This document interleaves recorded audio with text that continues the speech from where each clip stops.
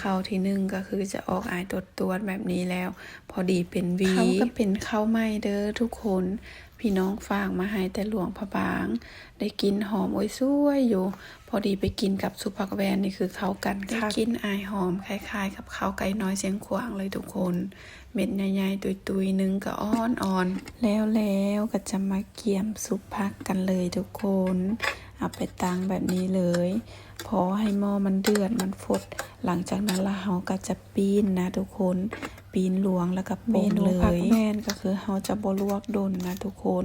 พอแต่มันยุบแล้วก็ได้แล้วเฮาก็มาซุปกันเลยทุกคนเอาเครื่องที่เฮาตำใส่ลงไปในนี้หลังจากนั้นก็มาคนทุกอย่างให้มันเข้ากันคนให้เข้ากันแล้วก็ซีมเบิ่งเลยนะทุกคนพอดีอย่างกระตืมใส่ตอนที่มันยังฮ้อนนี่เลยมันจะได้เข้าเครื่องดีและสูตรที่แตงเฮ็ดนี่ก็คือจะบ่เผ็ดหลายเด้อใส่มะเผ็ดน้อยเดียว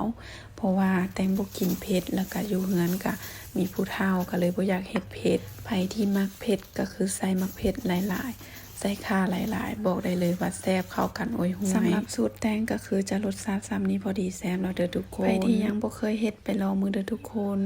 เดี๋ยวพบกันใหม่คลิปหน้าบ๊ายบาย